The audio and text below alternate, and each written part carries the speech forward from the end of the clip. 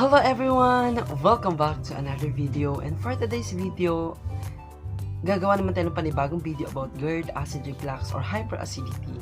So, this is Beamer Martin and welcome back to another video.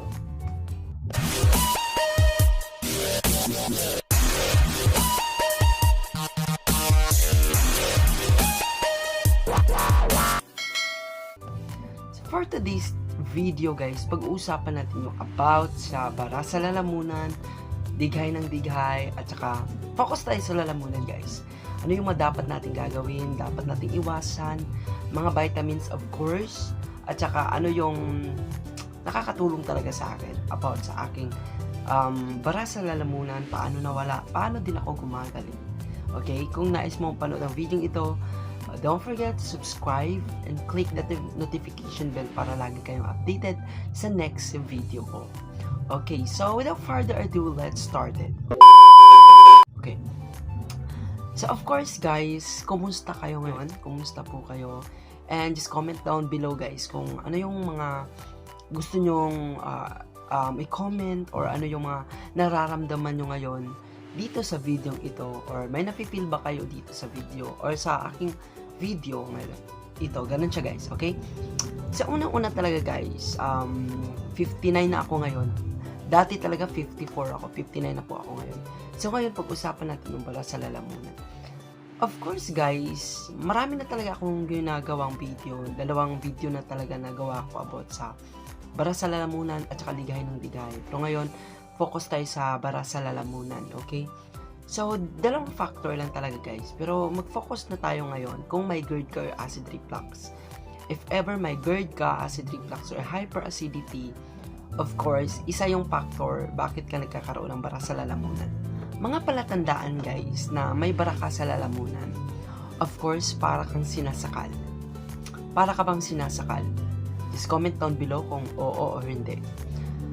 Pangalawa guys, dighay ka ng dighay. And then, yung pag magdigay guys, parang mawala siya.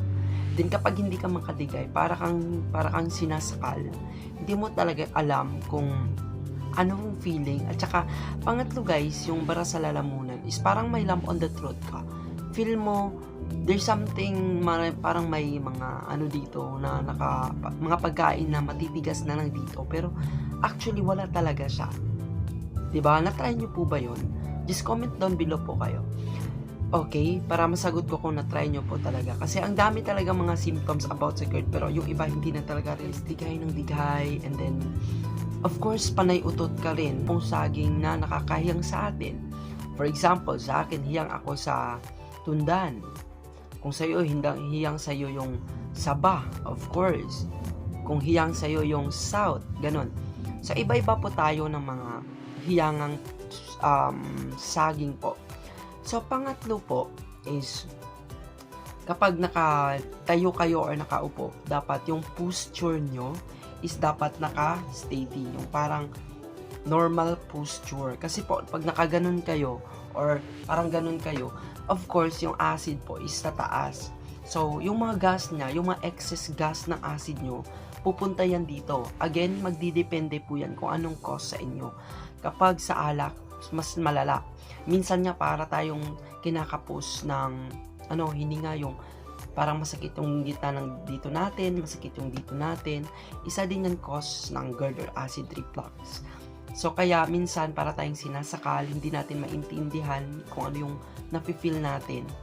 So pang-apat guys is kapag matulog po kayo, is dapat naka-elevate talaga yung bed nyo. Try nyo po yan guys, consistent lang, huwag kayong mawala ng pag-asa. Kasi gagaling po talaga kayo sa acid reflux or GERD, kagaya ko po. Pero kapag gagaling po kayo, drink, eat moderately sa mga pagkain na nakaka-trigger talaga sa atin. At saka guys, sa mga hindi nakakaalam, the most foods na dapat nating i-avoid kapag may acid reflux or GERD tayo, kahit gumagaling na po tayo, moderate lang po sa soft drinks, sa alak, sa kape. Kung pwede, wag na yan. Ibahin nyo na lang, instead of coffee, pwede naman kayo mag-tsaa. Like, saan kayo hiyang. Kasi sa akin ngayon guys, nagmamilo na po talaga ako. at saka minsan Energen, pero hindi na ako sa mga caffeinated na kape, ganon. So, sa mga alak naman guys, try nyo po yung sito. Ako sito yung tinatry ko eh. Try nyo po yung sito kung gumana sa inyo, kung hiyang sa inyo, try nyo po yun. So, next one guys, more on fiber po kayo. Try nyo po yung alugbate at saka okra. Try nyo po yun guys, promise. Consistent kayo kapag may pagkain kayo or kakain kayo ng breakfast, tanghali, gabi, na pagkain nyo, lagyan nyo po ng alugbati or okra. Everyday, consistent po. Maniniwala po kayo sa hindi. Gagaling po kayo. Swear po. So, just comment down below guys kung natatry nyo po ba. And then guys, sa akin nagtry ako ng marshmallow pero hindi hiyang sa akin yung marshmallow. Baka sa inyo, try nyo po. Kasi daw yung marshmallow po, based sa aking research na nakaka-reduce daw siya ng gas or excess gas. Kaya minsan, yung gas na galing sa tiyan natin, sa stomach natin, is nababara dito. Kasi may ano tayo dito eh. May parang sphincter. Kung may sphincter tayo dito, may sphincter din tayo dito sa ating esophagus guys. Dalawa siya. Kaya minsan kapag lumunok tayo, yun, bumukas yung sphincter natin dito. Kapag hindi, kaya yung mga gas guys, nakakabara dito. Kaya feel natin, para tayong inatake ng high or heart, di ba? So, yun siya guys. Sana naintindihan niyo po yung vlog natin ngayon. Tsaka ng mga comment kayo, just comment down below guys. Kasi nanonood po ako, nagre-reply po ako sa mga chat.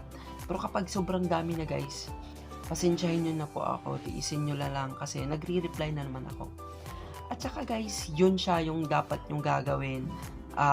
Iwasan nyo talaga yung mga bawal. At saka more on water therapy po talaga kayo. Kasi isa sa nakakatulong talaga yan.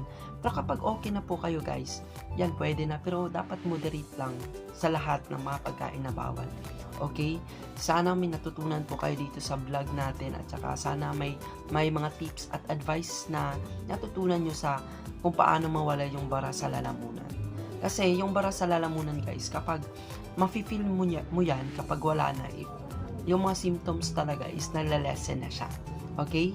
So hanggang sa susunod po, don't forget to subscribe, click the notification bell para lagi po kayong updated sa next video natin about sa GERD, acid reflux, or hyperacidity. Hindi po ako magsasawang mag-post ng mga video ganito kasi sobrang hirap magkakaroon ng ganito talaga guys. Pero kapag gusto nyo po talagang gumaling, ang videong ito ay nakakatulong talaga sa inyo. Sana may natutunan kayo. Hanggang dito lang at saka see you sa next vlog ko. Bye-bye. Ingat po kayo palagi. At saka ingatan nyo po yung mga katawan nyo. Magpapalakas po kayo. Pray po kayo palagi sa God guys. Nagagaling po kayo. Salamat!